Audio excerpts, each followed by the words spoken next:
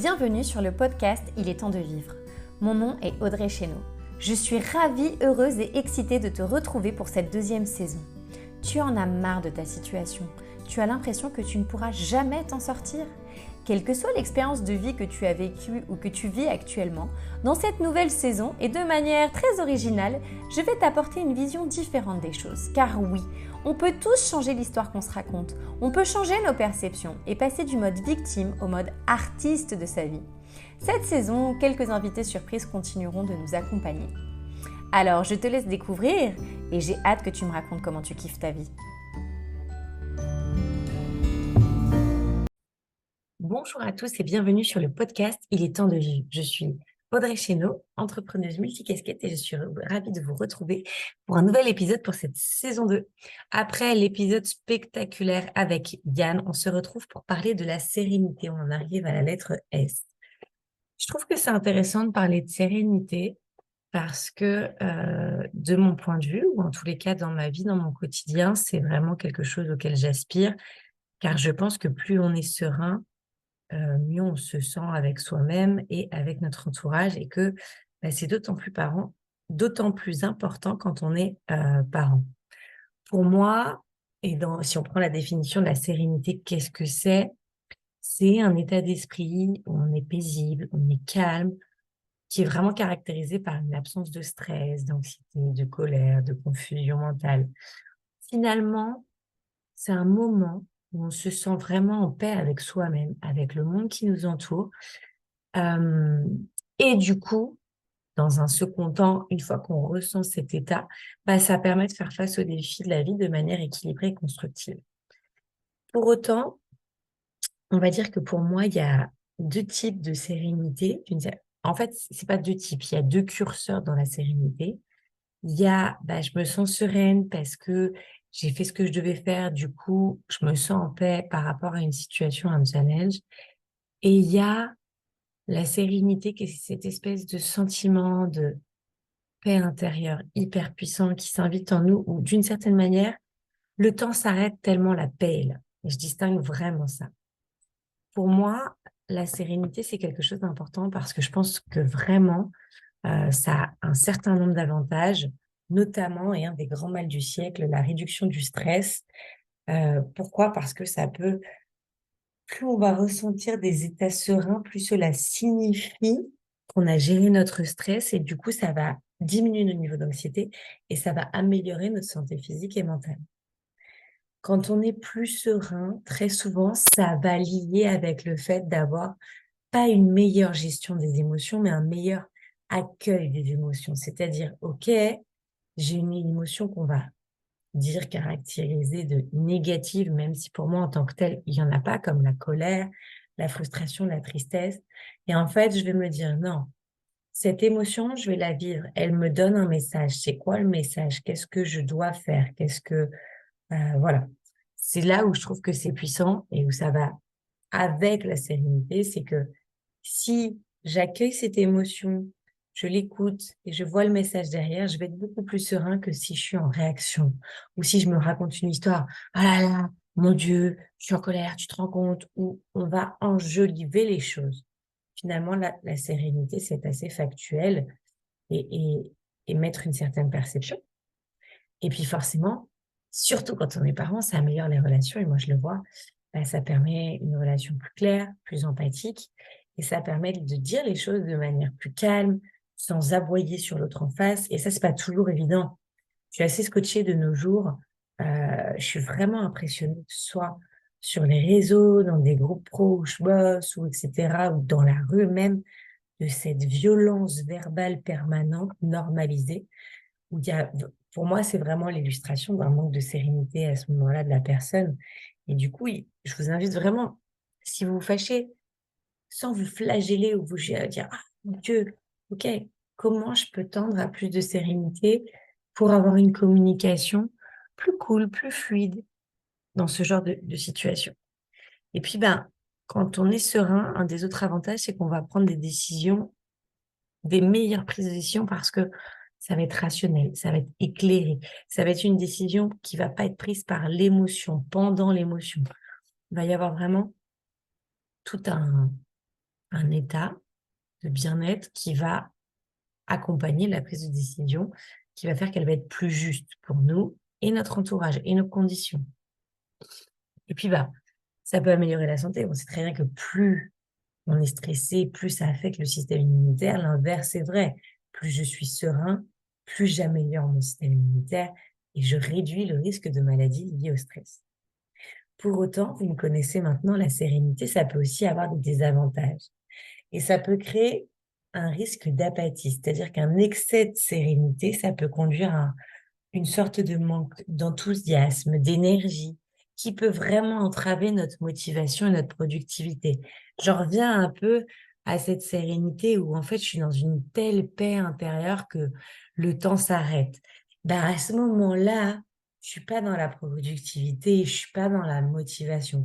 Je suis dans le kiff de l'instant présent et du coup, effectivement, le trop souvent sérénité, dans cette sérénité-là, comme moi je l'appelle, ça peut nous desservir aussi selon nos objectifs. Et puis, ça peut entraîner une forme d'isolement, surtout social, parce que ça peut être difficile pour les autres en face qui sont dans un stress ou etc., de se connecter à une personne sereine qui finalement montre un certain détachement, une certaine indifférence, pas par désintérêt, mais parce que tout simplement, elle se sent bien et donc elle va accueillir les choses de manière factuelle, objective. Et ça peut être assez perturbant pour les gens en face. Et puis, il y a un risque de complaisance, c'est-à-dire que ça peut conduire à un manque de vigilance, parce qu'on peut être moins enclin à agir ou à s'engager face à des situations difficiles. On peut tomber dans l'acceptation excessive, c'est-à-dire non, mais c'est normal, ça passera, c'est pas grave. J'exagère, j'en fais des caisses, hein, mais vous voyez l'idée. On peut vraiment tomber dans une dérive où du coup, on va être plus passif qu'acteur et finalement on va devenir un peu victime de cette sérénité. Pour autant, la sérénité reste quand même un merveilleux moyen de trouver un équilibre entre la tranquillité d'esprit et l'engagement actif dans le monde, dans sa vie, dans ses projets. Pour moi, la sérénité, c'est quelque chose qui va vraiment pouvoir aider à changer le chip quand on se sent victime ou qu'on a l'impression de subir une situation et à redevenir pleinement acteur, actrice de notre vie. Parce que tout d'abord, la sérénité, ça va permettre de prendre conscience des choses.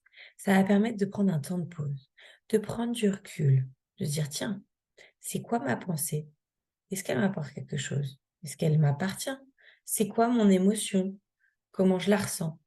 Qu'est-ce que c'est quoi son message? C'est quoi mes comportements? Et du coup, quand on est plus serein, on va être plus enclin à identifier des schémas de pensée, dans ce cas-là, qu'on va caractériser de négatifs ou qui nous desservent, et des comportements qui peuvent renforcer le sentiment de victimisation parce que cette sérénité va nous permettre une prise de recul. OK, je vais regarder la situation pour savoir ce qui se passe. Parce que je peux prendre ce recul-là sur la situation parce que je suis serein ou sur ma vie parce que je suis serein. Donc ça, c'est la première chose. Et puis, la sérénité, ça va permettre l'acceptation des situations difficiles. On les fuit pas, mais on les nie pas non plus. C'est juste d'être factuel et de se dire, OK, là, il y a un défi, de se sentir serein par rapport à ça et de se dire, OK, quelle solution efficace je vais pouvoir mettre en place? Est-ce que je me focus sur le problème ou est-ce que je me focus sur la solution? Alors, vous allez me dire, je vais vous donner un exemple, vous allez me dire, c'est très bateau, mais ça parlera.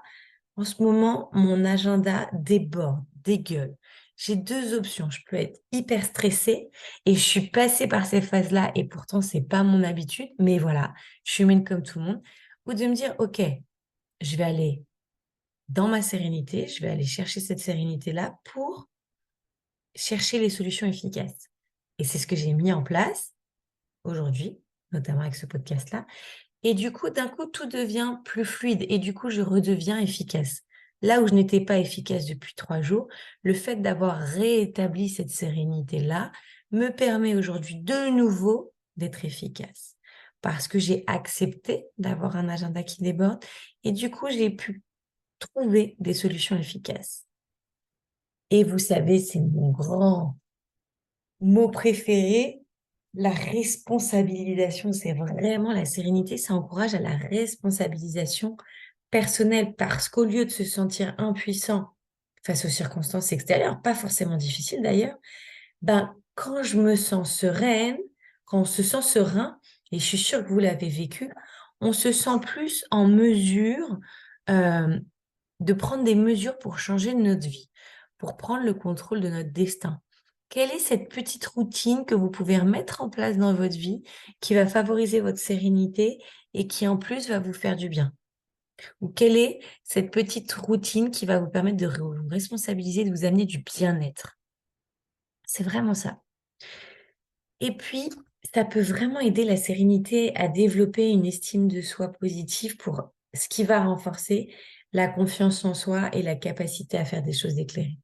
Parce que si je choisis la sérénité, je choisis l'estime de soi, c'est la valeur que je me donne. Et plus je suis serein, forcément, plus je vais me valoriser, plus je vais me sentir équilibrée, plus je vais me sentir en paix avec moi-même. Donc, plus ça va favoriser ça. Donc, du coup, c'est vraiment un ensemble de facteurs combinés qui vont vraiment permettre, grâce à la sérénité, de redevenir acteur, actrice de sa vie plutôt que de se sentir pris au piège des circonstances extérieures ou qui parfois peuvent sembler insurmontables. Circonstances extérieures que parfois on va créer nous-mêmes et dont on est du coup parfaitement responsable. Pour développer la sérénité, il y a plein de manières de faire. Je vais vous en partager quelques-unes sans forcément rentrer dans le détail, sinon on pourrait faire un podcast d'une heure. Ben, il y a comme toujours le fait de faire de la méditation. Ça reste un moyen efficace d'aller dans son lieu intérieur, ce qui va permettre de calmer l'esprit, de se concentrer sur le moment présent, de réduire le stress et l'anxiété. Faire de l'exercice physique parce que ça va permettre de réguler, de réduire le niveau de stress. On va sécréter des endorphines, c'est l'hormone du bien-être. Donc ça va vraiment être positif. Je sais que moi, j'ai des moments après une séance de sport, je me sens super sereine. Il va y avoir le fait de pratiquer la pleine conscience, c'est vraiment je reviens à l'instant présent et à la pleine conscience, sans jugement ni évaluation. Et si c'est quelque chose que vous avez du mal à faire, je vous invite juste à le faire en mangeant. Ce midi, je vous invite, ou ce soir, selon le moment où vous m'écoutez, ou ce matin, si vous êtes en train de petit déjeuner, mais du coup, arrêtez de m'écouter si vous êtes en train de manger, c'est de manger en pleine conscience, de savourer chaque bouchée, chaque saveur, chaque texture, et vraiment d'être dans l'instant présent de ce que vous partagez dans ce moment de relation de vous à vous avec ce moment où vous venez vous nourrir. Ensuite, vous avez le fait de cultiver des relations saines.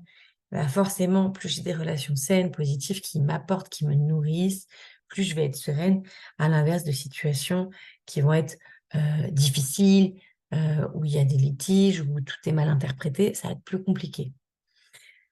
On le dira jamais assez, et pour le coup, j'utilise le mot gérer, c'est vraiment d'apprendre à gérer son stress, de développer des techniques. Il y en a plein, respiration, relaxation, il y en a plein d'autres. N'hésitez pas à m'écrire en message privé ou sur les réseaux si vous avez des questions par rapport à ça. Et le fait de prendre soin de soi, de son corps, mais aussi de son esprit. Ça touche l'alimentation, dormir suffisamment, faire du sport. C'est pas des injonctions, c'est faire ce qui vous fait du bien. Ça peut être prendre un bain, ça peut être faire une pause quand ça va trop loin et qu'on est trop stressé. Donc, en somme, la sérénité, c'est quelque chose qu'on doit, on va dire, mettre de l'attention consciente régulièrement pour la développer et que ça devienne une norme, ce qui va nous permettre d'avoir une vie de bien-être, autant émotionnelle, mentale que physique, parce que c'est vraiment cette paix. Et si je suis en paix, j'ai pas besoin de la nourriture émotionnelle, j'ai pas besoin de l'alcool qui vient cacher le vécu de mes émotions et le typique verre d'alcool qu'on prend à la fin de la journée parce que la journée a été trop stressante. En fait, à ce moment-là, qu'est-ce qu'on fait? On fuit. On va pas aller vivre ce qu'on a vécu et ce qu'on a à vivre. Donc, la sérénité, moi, c'est quelque chose que je vis de plus en plus et c'est vraiment un pur kiff. Et je vous invite vraiment à aller plus loin dans cette recherche de sérénité parce que c'est un vrai tips pour aussi vraiment redevenir acteur de votre vie et ne plus avoir l'impression de subir.